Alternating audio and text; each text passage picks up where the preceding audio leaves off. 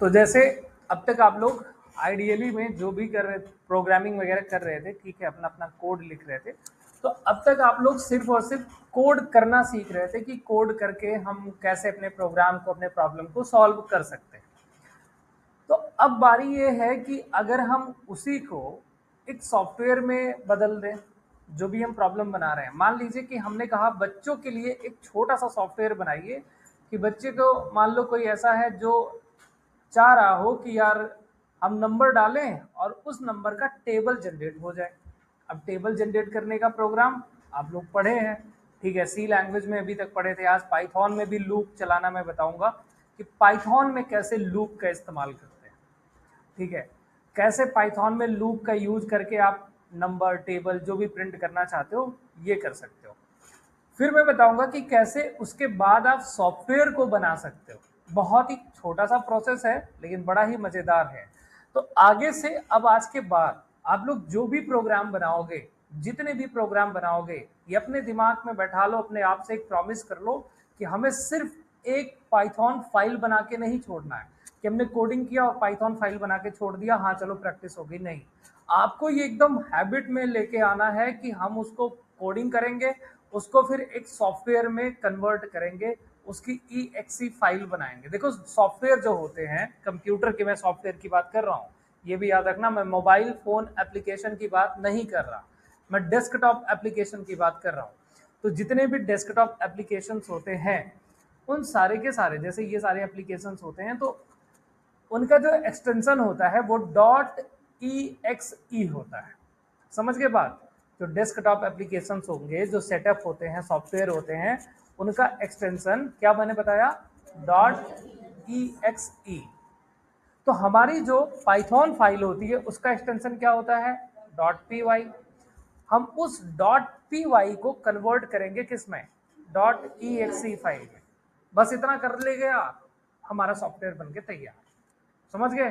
तो आज के बाद से आप कह सकते हो कि हम एक सॉफ्टवेयर डेवलपर हैं, हमें सॉफ्टवेयर डेवलप करना आता है, ये आप खुल के कह सकते हो। तो चलिए अब देखिए क्या क्या चीजें करनी है। उससे पहले, सॉफ्टवेयर को डेवलप करने से पहले हम कुछ छोटी छोटी जानकारी आपको दे दें। सबसे पहली चीज कि लूप कैसे चलता है। पहले हम एक प्रोग्राम लिखेंगे, फिर उस प्रोग्राम को सॉफ्टवेयर में बनाएंगे। तो पहले तो मैं आपको यह समझा दूं कि लूप क्या है और लूप कैसे काम करता है, ठीक है। देखो लूप, हम लोगों ने, अगर आप सबने सी लैंग्वेज को पढ़ा हो तो सी लैंग्वेज में मैंने लूप चलाना बताया था।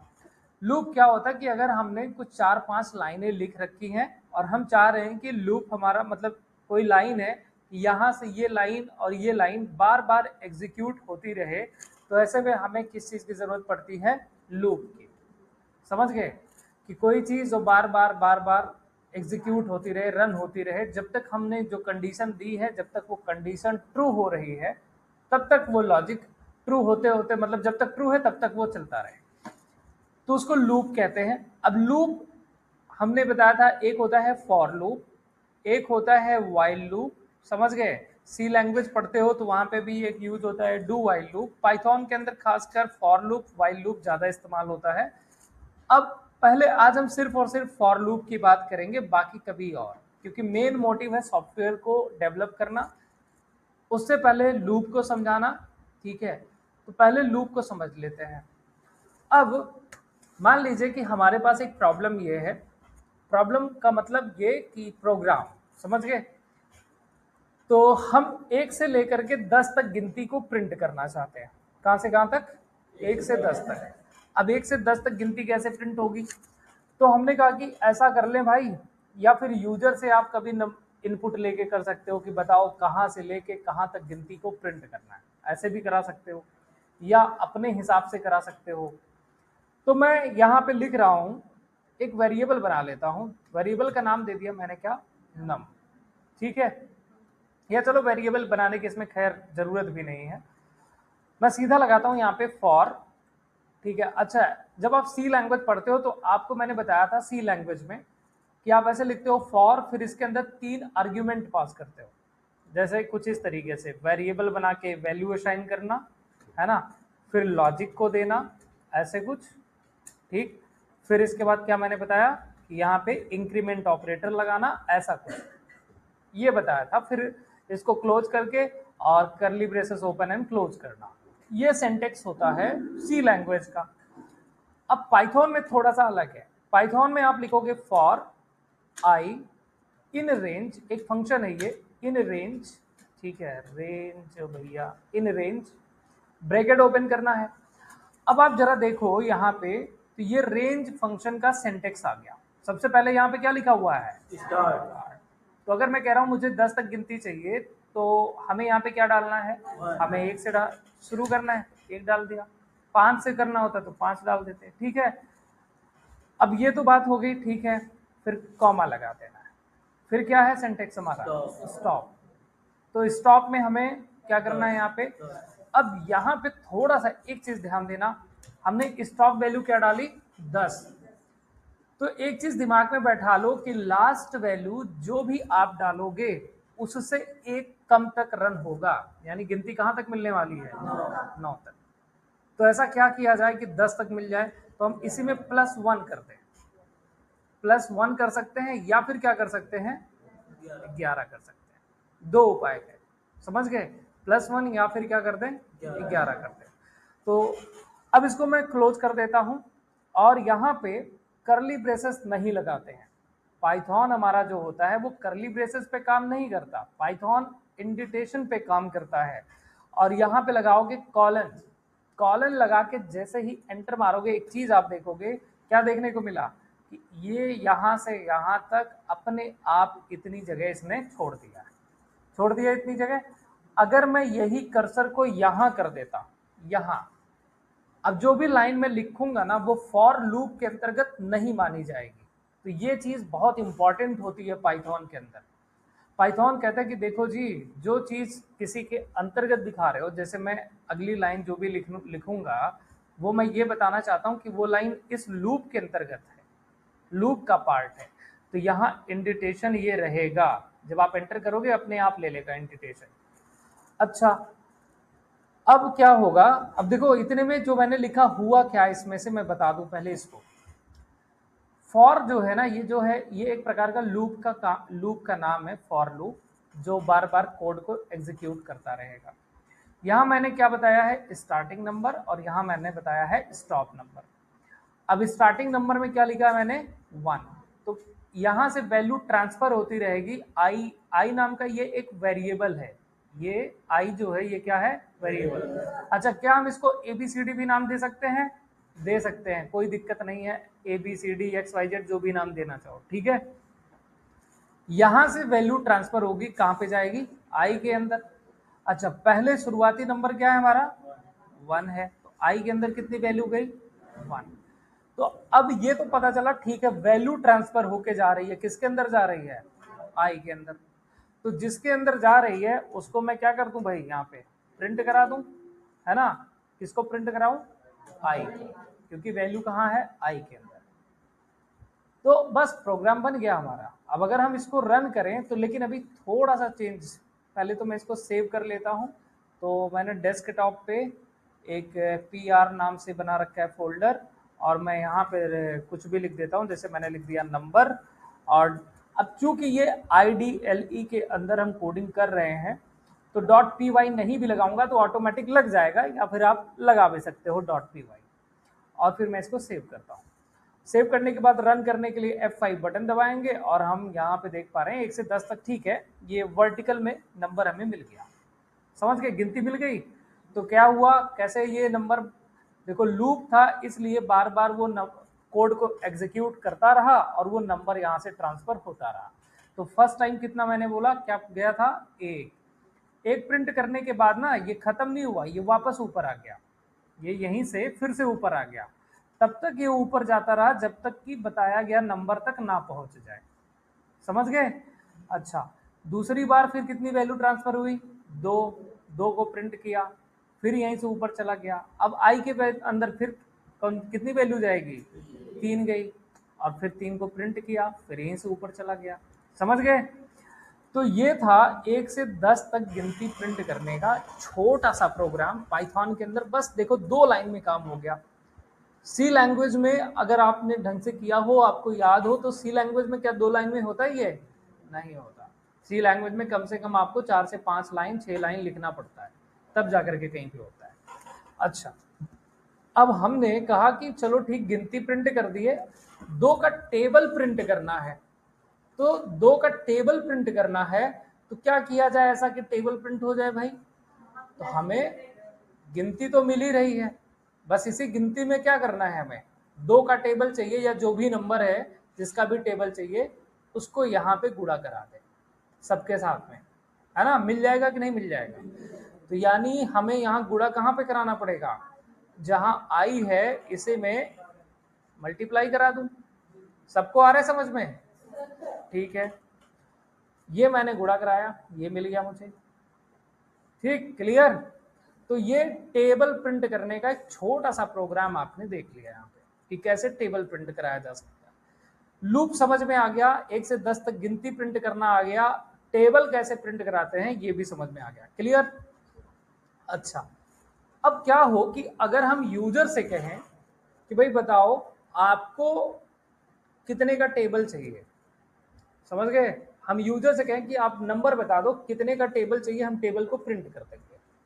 तो अब यूजर से इनपुट लेकर के उसका टेबल प्रिंट करेंगे, उसके लिए हम क्या करेंगे, ध्यान से देखते जाओ। तो अब उसके लिए हम क्या करने वाले हैं, यहाँ पे पहले एक वेरिएबल बनाना पड़ेगा, क्योंकि यूजर से इनपुट लेना है ना, तो हम एक वेरिएबल बनाएंगे। वेरिएबल बना लेता हूं चलो मैं, नम के नाम से, यानी नंबर के नाम से, इज इक्वल टू, और फिर इसके बाद में यहाँ पे मैंने अपना फंक्शन बनाया, और फंक्शन में लिखूंगा इंट। इंट क्यों लिखा? क्योंकि जो नंबर आएगा वो किस फॉर्मेट में लेना चाहिए, इंटीजर फॉर्मेट में। इसके बाद फिर ब्रैकेट ओपन करके लिखूंगा इनपुट। इनपुट फंक्शन क्या काम करता है, यूजर से इनपुट लेने में मदद करता है। अब इसके अंदर फिर मैं मैसेज डाल दूंगा कि इंटर योर नंबर, ठीक है? जो भी मैसेज डालना चाहते हो वो अपना मैसेज यहाँ पे लिख देना। हो गया? अब यूजर नंबर डालेगा, और नंबर कहाँ पे जाके स्टोर होगा, नम के अंदर स्टोर होगा। ठीक, अब बस हमें क्या करना चाहिए, थोड़ा सा भी इसमें बदलाव करना है। बताओ क्या करना चाहिए हमें, जिससे जो यूजर कहे उसका टेबल प्रिंट हो जाए? क्या करना चाहिए हमें, कहाँ पे क्या चीज करना है बदलाव? प्रिंट में बदलाव करना है, कहाँ पे करना है? आई की जगह यहाँ पे नम कर दो। अच्छा जी, और बताओ। अरे बहुत छोटा सा बदलाव है, जल्दी बताओ, जल्दी से, कहाँ पे मुझे बदलाव करना चाहिए? है? कहाँ पे? फॉर आई जहाँ पे लिखा हूँ यहाँ पे नम कर दूं? अच्छा, अभी जब मैंने पिछला बताया सबको समझ में आ गया? नहीं आया? आया होता तो अब खट से दिमाग लगा लेते। अभी मैंने सब कुछ 1 से 10 तक गिनती प्रिंट कराई थी, उसमें कोई डाउट था? नहीं था। फिर मैंने कहा मुझे 2 का टेबल चाहिए, 2 का टेबल चाहिए, तो फिर मैंने कहाँ चेंज किया था, इंटू 2 किया मैंने। अगर मैं कहता मुझे 3 का टेबल चाहिए, तब मैं क्या करता, 3 कर देता। तो जो नंबर यूजर दे रहा है वो नंबर कहाँ जा रहा है, नम में। अब जहां मैंने 2 लिखा है डायरेक्टली, उस 2 को हटा करके अगर मैं उसी संख्या से गुणा करा दूं जो यूजर दे रहा है। समझे बात हमारी? जो नंबर यूजर दे रहा है वो मैंने यहाँ किया, उसी से मैंने यहाँ पे गुणा करा दिया। हो गया काम हमारा। चलिए अब इसको हम देख लेते हैं। तो अच्छा, ये एकदम नीचे चला जा रहा है, तो मैं एक काम करता हूँ, इसको क्लोज करता हूँ और फिर से रन करता हूँ। तो पूछा एंटर योर नंबर, हमने कहा चलो भैया 8 का टेबल प्रिंट कर दो। आ गया 8 का टेबल, बस सिंपल। क्लियर? तो चलिए हमने एक प्रोग्राम बना लिया कि कैसे हम टेबल को प्रिंट करा सकते हैं। ठीक है, यूजर से इनपुट लेंगे कि भैया तुम्हें किस चीज का टेबल प्रिंट कराना है, अपना नंबर लिख दो, हम टेबल को प्रिंट करके दे देंगे। क्लियर हो गया ना इतना? अब प्रोग्राम तो हमारा बन गया, अब इसकी कहानी खत्म, इसको कर देंगे क्लोज। अब आगे बढ़ते हैं दूसरे सेगमेंट की तरफ, जहां अब बारी किस चीज की होगी, सॉफ्टवेयर डेवलपमेंट। ठीक है, अब सॉफ्टवेयर डेवलप करने के लिए देखो हमारे पास एक फोल्डर है, फोल्डर के अंदर हमारी ये फाइल है, पहले इस तरीके से अपना प्रोग्राम बना लेना, जो भी प्रोग्राम बनाना चाहते हो, नंबर जोड़ना, टेबल प्रिंट करना, जो भी है बना लेना ऐसे। और अब मैं क्या करूंगा कि यहाँ पे प्रोग्राम बनाने के लिए कुछ चीज़ों की ज़रूरत पड़ती है पाइथन के अंदर। पहला, आपके पाइथन के अंदर पता करना पड़ेगा कि एक होता है ना पिप मॉड्यूल। मॉड्यूल क्या होती है बेसिकली, पाइथन के अंदर यही तो सबसे बढ़िया खूबी है कि पाइथन के अंदर बहुत सारे मॉड्यूल हैं जो अलग अलग काम करने के लिए बनाए गए। जैसे यूं समझो, आपके पास में 2 हाथ है, ठीक है, आप 2 हाथ से कुछ काम कर पा रहे हो। हमने कहा कि आपके पास में मैं दे देता हूँ 100-200 हाथ, ठीक है, सबकी अपनी अलग अलग खूबी है। कोई हाथ गन चलाने में बहुत बढ़िया माहिर है, कोई हाथ जो है वो बैट खेलने में माहिर है। तो अब आपके पास अलग अलग हाथ आ गए जो कि बहुत बढ़िया से अलग अलग कामों को कर पा रहे हैं, काम आसान हो गया। सेम ऐसे ही जो पाइथन है ना, इसके अंदर बहुत सारे अलग अलग काम करने के लिए अलग अलग फाइलें हैं जिनको हम क्या कहते हैं, मॉड्यूल, जिनके अंदर बताया गया कि देखो तुम्हें कॉल किया जाएगा, तुम्हें ये काम करना है भाई, तुम्हें फाइल को कॉल किया जाएगा यानी मॉड्यूल को, तो तुम्हें ये काम करना है। तो हमें क्या करना है, सबसे पहले पाइथन के अंदर एक मॉड्यूल इंस्टॉल करना है पिप के नाम से। अब मैं बात करूं कि वो पिप मॉड्यूल क्या करेगा, तो पिप मॉड्यूल का काम होता है कि कोई भी आगे से अगर मैं कुछ भी पाइथन के अंदर इंस्टॉल करना चाहूंगा, उसको इंस्टॉल करने में मदद करेगा। समझे?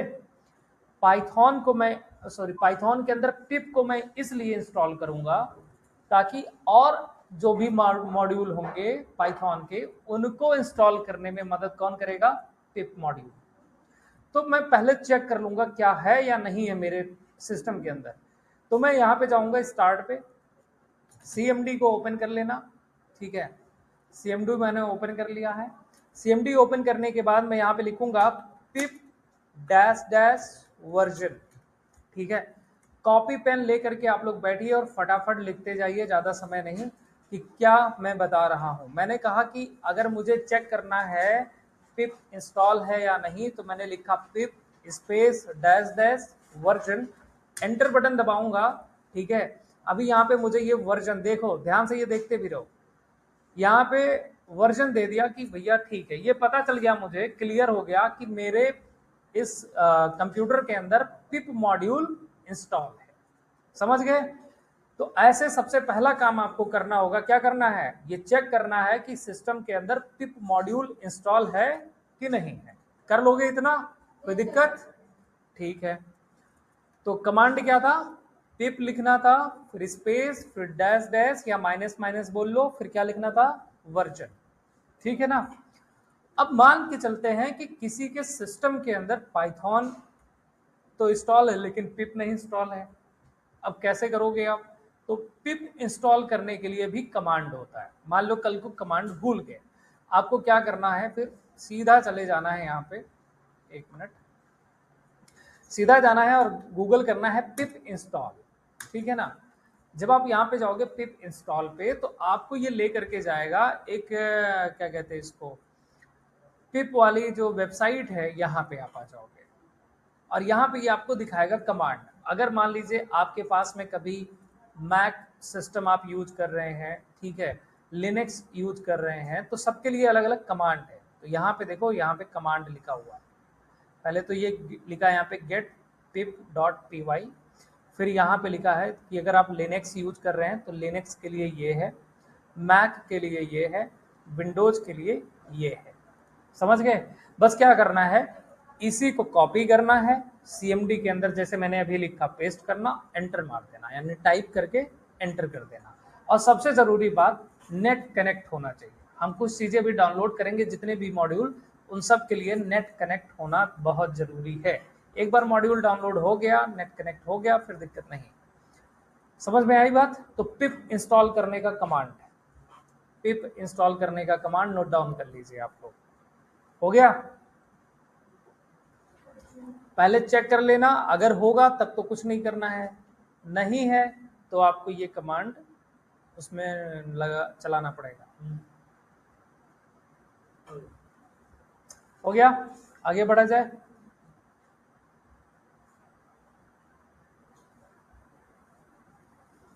चलिए, तो ये काम आपने कर लिया। अब इसके बाद अब अगर पिप आपने इंस्टॉल कर लिया तो थोड़ा सा जब आप कमांड डालोगे थोड़ा सा समय लेगा, कुछ चीज़ें डाउनलोड करेगा, होने देना, ठीक है। अब सब कुछ हो जाने के बाद मैं इसको हटा देता हूँ, अब इसकी आवश्यकता नहीं, ठीक है।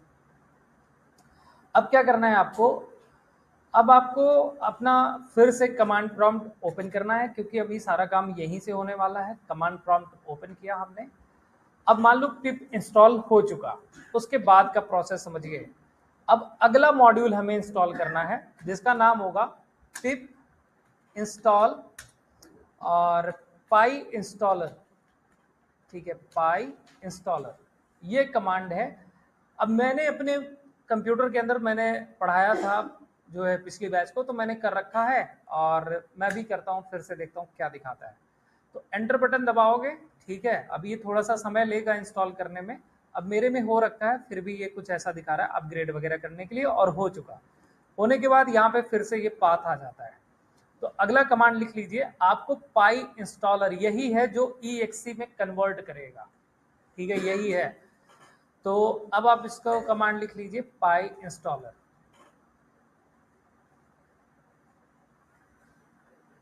ये पाई इंस्टॉलर अगर कोई पूछे क्या है, आप बताओगे मॉड्यूल है, समझ गए। पाई इंस्टॉलर क्या है, मॉड्यूल। पिप क्या है, मॉड्यूल। पिप क्या काम करेगा, ये हमें अलग मॉड्यूल को इंस्टॉल करने में मदद करेगा, ठीक है। पिप इंस्टॉल और फिर पाई इंस्टॉलर, क्लियर। चलिए आगे बढ़ते हैं। अब आपने बाजी मान ली है, अब आपको ज्यादा टेंशन नहीं लेना। अब देखो EXE फाइल हमारी कैसे बनेगी।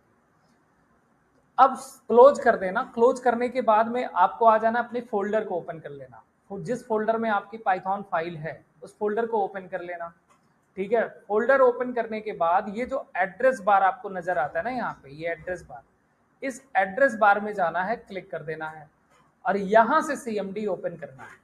अभी रीजन क्या है मैं बताता हूँ। यहां से CMD को ओपन करना है। जब आप यहां से CMD को ओपन करेंगे ना, तो आप देखेंगे कि उसी फोल्डर का पूरा पाथ यहाँ पे आ जाएगा। आ गया, यानी पूरा लोकेशन आ गया यहाँ पे, ठीक। और ये चीज होना बहुत जरूरी है। अब हम बस देखो क्या करेंगे, हम यहाँ पे लिखेंगे, अभी हमने एक मॉड्यूल इंस्टॉल किया पिछला, क्या नाम था उसका, पाई इंस्टॉलर। तो हम लिखेंगे पाई इंस्टॉलर, ठीक है, पाई इंस्टॉलर, स्पेस देंगे और इसके बाद में हम अपने फाइल का नाम जो भी आपका है वो फाइल का नाम number.py समझ गए।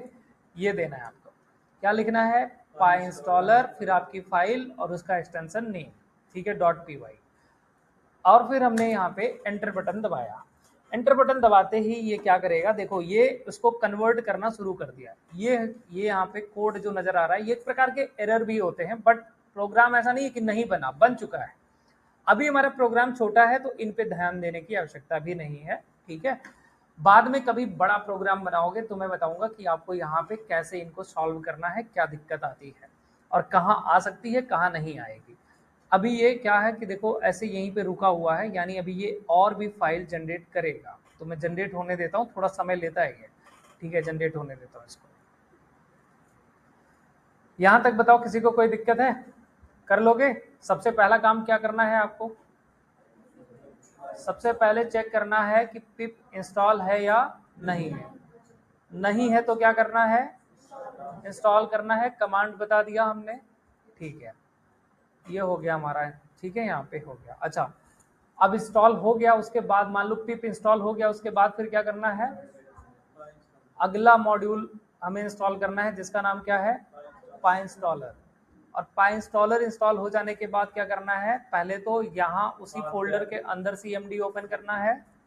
फिर क्या करना है कि हमें कमांड चलाना है, पाई इंस्टॉलर, फाइल नेम, ठीक है, और उसका एक्सटेंशन। फिर थोड़ा सा वेट करना है और हमारा ये देखोगे यहाँ पे ये फोल्डर जनरेट हो जाएगा, हुआ ना। अब मैं इसको क्लोज कर देता हूँ, इसको यहाँ से क्लोज कर देता हूँ, हमारा एप्लीकेशन बन गया। अभी यहाँ पे देखेंगे कि ये डिस्ट नाम का फोल्डर है, ध्यान देना, जो भी आप फाइल जनरेट होगी तो 2 फोल्डर ऐसे दिखेगा जिसमें डिस्ट के अंदर आपको दिखेगा, फोल्डर का नाम यहाँ पे है ना डिस्ट, इसको ओपन कर लेना है। अब डिस्ट के अंदर आप देख पा रहे हो एक फोल्डर है नंबर के नाम से, और फिर यहाँ पे भी फोल्डर नजर आ रहा है, बट उनसे मतलब नहीं है, हमें हमारे सॉफ्टवेयर मिल गया है यहाँ पे। समझ गए? अब ये इस पे इसने पाइथन ने अपने हिसाब से एक आइकॉन सेट कर रखा है। अभी बताऊंगा दूसरा तरीका जहां हम अपना खुद का आइकॉन भी लगा सकते हैं। जैसे आप लोग देखते हो ना, यहाँ फोटोशॉप है, आइकॉन से पता चल रहा है, ब्राउजर है, आइकॉन से पता चल रहा है। तो अभी अगले तरीके में मैं बताता हूँ कि कैसे आप अपना आइकॉन सेट कर सकते हो। पहले बात तो मैं इसको ओपन कर लूंगा और डबल क्लिक करोगे। अब इस फाइल को आप, जैसे आपने ये सॉफ्टवेयर बना लिया, ये बन गया सॉफ्टवेयर। इस सॉफ्टवेयर को अब आप किसी के साथ में शेयर कर सकते हो, कोई भी अपने सिस्टम में इसका यूज कर सकता है। लेकिन अभी यहाँ पे एक छोटी सी प्रॉब्लम है, मैं दिखाता हूँ प्रॉब्लम क्या है। प्रोग्राम रन हो गया हमारा, पूछा इंटर योर नंबर, पूछ रहे ना यहाँ पे। अब नंबर जैसे ही मैं डालूंगा और इंटर करूंगा, तुरंत ये नंबर जनरेट करके क्लोज हो जाएगा। ये क्लोज हो गया तुरंत ही, ठीक है, ये क्लोज हो गया। अब इसके कुछ सोल्यूशंस है, बताता हूँ क्या सोल्यूशन है। अगर पहले अभी उसके आगे बढ़ने से पहले इसके सॉल्यूशन को मैं बता देता हूँ। अच्छा, एक ये है कि आपको यहाँ पे राइट क्लिक करना है। अभी देखो राइट क्लिक करने पे पावर सेल नाम का ऑप्शन कहीं दिखाई नहीं दे रहा, दिख रहा है कहीं पे? नहीं। तो शिफ्ट बटन को दबा के उसके बाद राइट क्लिक करना है और यहाँ पे आएगा ऑप्शन पावर सेल के नाम से, दिखा? इस पावर सेल को ओपन कर लेना। जैसे ही पावर सेल को ओपन करोगे यहाँ पे आप, तो ये कुछ ऐसा लिखा हुआ आता है, ऐसा। अब हमें क्या करना है, यहाँ पे हमारे प्रोग्राम का नाम, सॉफ्टवेयर का नाम क्या है? नंबर। सॉफ्टवेयर का नाम लिखने के बाद टैब बटन दबाओगे, टैब बटन। टैब बटन दबाते ही .exe ऑटोमेटिक लग जाएगा, एंटर बटन दबाओगे। और अब यहाँ पे अगर मैं कहता हूँ ये नंबर बताओ, देखो प्रिंट कर दिया। समझ गए? यहाँ पे क्लोज नहीं होगा ये। तो यहाँ पे मैं फिर से लिखूंगा नंबर, टैब बटन दबाऊंगा, एंटर करूंगा। आगे मैंने कहा 9 का टेबल चाहिए, ये 9 का टेबल हमारे सामने आ गया। उसका भी उपाय बता रहा हूँ, समझ में आ गया? एक तो उपाय ये है कि पावर सेल पे ओपन करके काम चला लें। दूसरा जो कि क्लोज हो जा रहा है, अब इसका उपाय क्या है? अब दो चीज बताता हूं। उसका उपाय जानने से पहले एक चीज और अगर आप ध्यान दो, हमारा सॉफ्टवेयर जो डेवलप हुआ है, हम देख रहे हैं सॉफ्टवेयर के साथ साथ कुछ और भी हमारे पास में इतनी सारी फाइलें बन गई हैं बिना मतलब, है ना, इनका यूज नहीं है। तो मैं चाहता हूं कि ऐसा कुछ करूं कि सिर्फ हमारा डिस्क के अंदर हमारा सिर्फ सॉफ्टवेयर ही रहे, बाकी फाइलें ना रहे। तो चलिए आगे बताता हूँ। इसको मैं फिर से डिलीट करता हूँ, इनको मैंने डिलीट कर दिया, ये भी फाइल डिलीट कर दिया। इतने तक समझ में आ गया था, सॉफ्टवेयर बन गया था। अब हमें क्या करना है, कुछ ऐसा करना है, दो चीज सॉल्व करनी है। पहला कि जो ऑटोमेटिक क्लोज हो जा रहा है डायरेक्ट ओपन करने पे, वो नहीं होना चाहिए। दूसरा कि हमारा सिर्फ और सिर्फ सॉफ्टवेयर चाहिए, बाकी फाइल फोल्डर नहीं चाहिए। ठीक है, चलो पहले हम इसके अंदर सुधार कर लेते हैं। सुधार क्या करना है, बस हमें यहाँ पे कमांड ऐड करना होगा, एक कोड लिखना होगा। मैं यहाँ एडिट कर लेता हूँ इसको, राइट क्लिक करके मैं ना यहीं पे लास्ट में एक लाइन लिख दूंगा जिससे वो रुका रहेगा। लास्ट में मैं थोड़ा सा इसके बाहर निकलता हूँ और बाहर निकल के इसके बाद मैं यहाँ पे लिखता हूँ, इनपुट लिख दूँ क्या, अरे इनपुट, और मैंने कह दिया एक मैसेज कि इंटर यानी की, ठीक है, ऐसे मैंने एक मैसेज डाल दिया। बस जैसे कोई बटन दबाएगा वो क्लोज हो जाएगा, है ना, एंटर करते ही या बटन दबाते ही हो जाना चाहिए। अगर कुछ दिक्कत आएगी तो अभी फिर इसमें बदलाव करेंगे। तो बस इतना मैंने इसमें एडिट कर दिया। लास्ट में मैंने एक इनपुट नाम का टैग और लगा दिया उसको रोकने के लिए, ठीक है। अब इसके बाद में मैं क्या करूंगा, यहाँ पे अब वापस मैं इसको सॉफ्टवेयर में कन्वर्ट करूंगा। तो CMD, अब की बार कंडीशन क्या थी कि सिर्फ और सिर्फ सॉफ्टवेयर जनरेट होना चाहिए, ठीक है। तो चलो कंडीशन क्या थी कि सिर्फ और सिर्फ सॉफ्टवेयर जनरेट होना चाहिए, ठीक है। तो चलो सॉफ्टवेयर जनरेट करने का कमांड क्या था, पाई इंस्टॉलर। पाई इंस्टॉलर, फिर क्या लिखना था, सॉफ्टवेयर अपने फाइल का नाम क्या था, number.py। लेकिन यहाँ पे एक छोटा सा बदलाव करना है ना हमें, और हम यहाँ पे इसको हटाएंगे PyInstaller dash dash one file. अब इसके बाद यहाँ पे लिखेंगे इसका नाम नंबर डॉट पी वाई। ठीक है, अगर आप चाहते हो कि सिर्फ एक फाइल जनरेट हो, वो भी सिर्फ आपका जो सॉफ्टवेयर है वो जनरेट हो, तो आपको ये लिखना है PyInstaller space dash dash one file फिर यहाँ पे नंबर।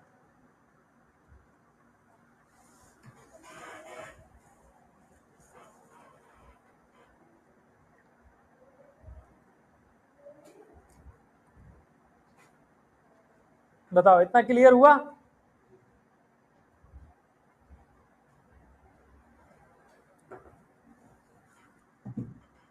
चले आगे बढ़े, तो एंटर बटन दबाएंगे अब। ठीक है, और याद रखना अगर प्रोग्राम बहुत बड़ा है आपका, ठीक है, तो टाइम लेता है थोड़ा सा। प्रोग्राम छोटा है तो ज़्यादा समय नहीं लेगा। बस देखो एंटर बटन दबाओगे ये कट कट कट कट ऐसा बनाता चला जाएगा। ठीक, अभी इसको पूरा हो जाने दो। अब ये जो डिस्ट वाली हमारी ये फाइल बनी है, फोल्डर बना है, इसके अंदर एक सेटअप फाइल हमें मिलेगी, बाकी चीज़ें नहीं मिलेंगी। ठीक है, ये अभी जनरेट कर रहा है, जनरेट होने देना, यहाँ पे समय लेगा।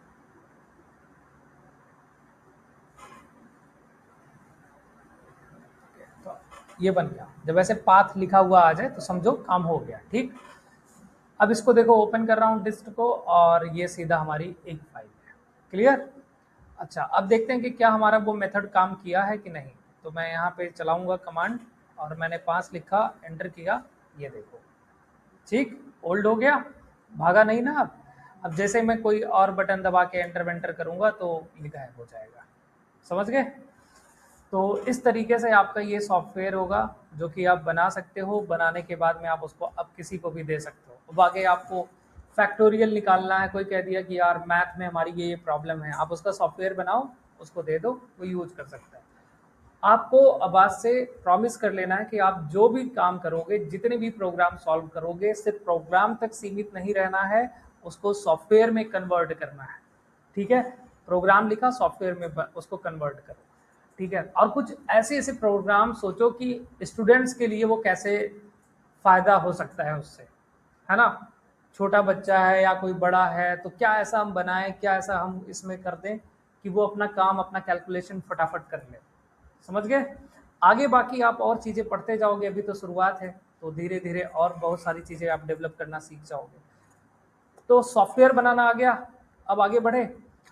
अब आगे क्या बढ़ना है, क्या करना है, उसके लिए बताता हूँ। अब आगे हमें बस क्या करना है, सॉफ्टवेयर बनाना तो हम सीख गए, हमें अब आइकॉन लगाना सीखना है कि यहाँ पे आइकॉन कैसे लगेगा। तो चलिए अब मैं क्या करूँगा ना, इसको फिर से मैं डिलीट कर देता हूँ, क्योंकि हमारा फिर से एक सॉफ्टवेयर भी बन जाएगा और आइकॉन भी लग जाएगा। आइकॉन लगाने से पहले एक चीज़ आपको समझना होगा। पहले तो आप अपने आइकॉन के रख लीजिए डाउनलोड करके, है ना, कि आपके सॉफ्टवेयर का आइकॉन क्या होगा। मैंने ये इंटरनेट से ऐसा कुछ डाउनलोड कर लिया था। अब इसका एक्सटेंशन नेम आप देख पा रहे हैं, जेपीजी लिखा हुआ आ रहा है। अगर आप अल्ट एंटर बटन दबाएंगे ना, तब भी ये नज़र आ जाएगा यहाँ पे प्रॉपर्टीज़ में, और यहाँ आप देख सकते हैं क्या लिखा है, जेपीजी। और जेपीजी हमें नहीं चाहिए, क्योंकि जो आइकॉन होते हैं, आइकॉन्स के जेपीजी, पीएनजी, ये सब कुछ सपोर्ट नहीं करेगा। हमें इसको .ico एक्सटेंशन में कन्वर्ट करना है। तो मैं क्या करूँगा, ऑनलाइन हेल्प लूँगा। ठीक है, यहाँ चलता हूँ मैं, और मैं लिखूँगा यहाँ पे जेपीजी, अगर पीएनजी है तो पीएनजी, जेपीजी है तो जेपीजी टू ICO। ठीक है, ICO। अब यहाँ पे क्या होगा कि ये हमें कोई बहुत सारी वेबसाइट देगा, कोई भी रैंडम वेबसाइट में ओपन कर लेता हूँ और यहाँ से कन्वर्ट कर लूँगा। ठीक, चूज फाइल पे गया, मैं क्लिक कर दिया, अपने फोल्डर को चूज कर लेता हूँ। डेस्कटॉप में है, डेस्कटॉप पे PR के नाम से है, और यहाँ पे ये रहा आइकॉन, और इसको मैं ओपन करा लिया। ये थोड़ा प्रोसेसिंग लेगा, और अभी यहाँ पे भी देखो प्रोसेसिंग चल रही है। ठीक, अभी यहाँ पे क्लिक कर दिया मैंने, ये लोडिंग ले रहा है, अभी कन्वर्ट कर देगा। समझ में आ गया कैसे सॉफ्टवेयर बनाते हैं? यही है सॉफ्टवेयर बनाने का तरीका। अब हो गए आप सॉफ्टवेयर डेवलपर। अब आप कह सकते हो कि हम सॉफ्टवेयर डेवलपर हैं, हमें सॉफ्टवेयर बनाना आता है।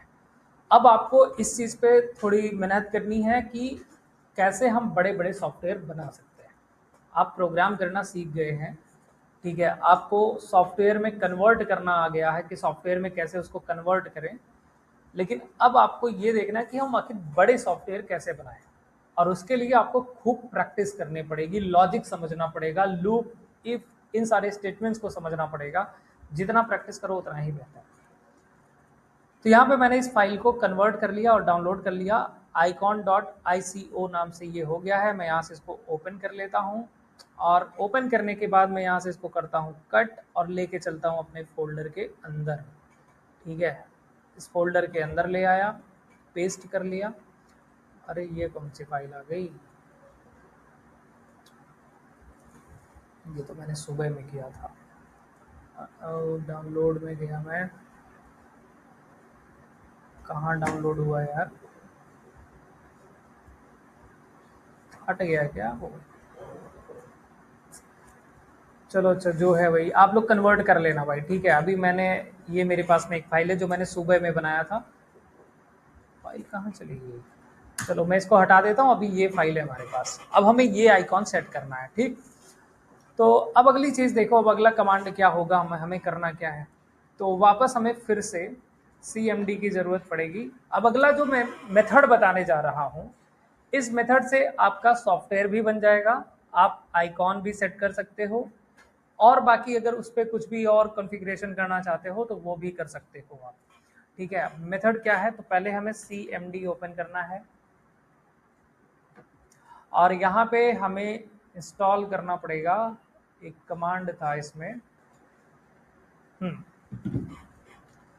इसमें है पिप इंस्टॉल, ठीक है, ऑटो -py, और फिर डैश लगाना है, -2, फिर -exe, ठीक है। क्या लिखा हमने, पिप इंस्टॉल ऑटो py2exe।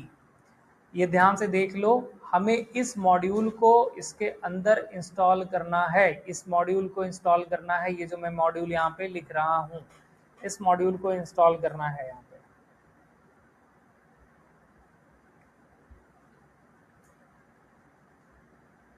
हो गया, लिख लिए, जल्दी करो। अब इसको लिखने के बाद इस फाइल को हमें क्या करना है, यहाँ पे एंटर करना है। इसको एंटर करेंगे तो ये भी अभी मॉड्यूल इंस्टॉल होगा आपके सिस्टम के अंदर, ठीक है। अब मेरे में हो रखा है तो तुरंत फटाफट हो जा रहा है, आप में हो सकता है थोड़ा सा समय ले। अब इतना हो जाने के बाद, ये सब कुछ हो जाने के बाद, फिर मैं क्या करूँगा, इसको क्लोज करूँगा। क्लोज करने के बाद मैं यहाँ से इसको वापस रन करूँगा। वहाँ से भी हो सकता था ये, बट यहाँ से मैंने कर लिया। अब इसी मॉड्यूल का जो लास्ट टाइम हमने मॉड्यूल इंस्टॉल किया, क्या नाम था इसका, auto-py2exe।